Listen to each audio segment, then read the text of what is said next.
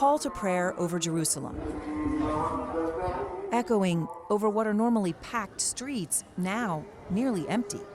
Salamat Wali says he comes to his shop only for a change of scenery, because no one is buying anything, he says. Palestinians telling us they're afraid of Israeli police, essentially living under curfew. They have crossed all the red lines. They use force and arrest people for silly things like a photo on your phone. Young children were the only people we saw out in any noticeable numbers, because young men are afraid. We went to talk to them in East Jerusalem. They were terribly afraid to speak on camera. Muhammad told us, "God make you happy," a way of saying, "I'm sorry I can't speak.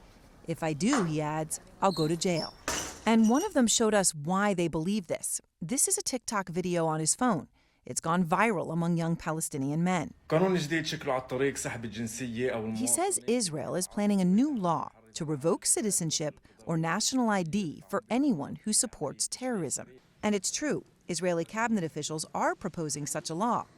And to these young men, it means they can be arrested for anything. They tell us they'll go to jail if they have a Quran verse on their phone home screen, or if they post a picture of a dead Palestinian. We looked up the current Israeli law. It reads in part, anyone who commits an act of identifying with a terror organization, including through publicizing praise, support, or affinity, waving a flag, showing or promoting a symbol, or showing, playing, or promoting a slogan or anthem, the judgment is 3 years imprisonment. In fact, since the war began, Israel has already arrested many hundreds of young Palestinian men, giving the simple explanation that they're, quote, affiliated with Hamas. And the fear is pervasive.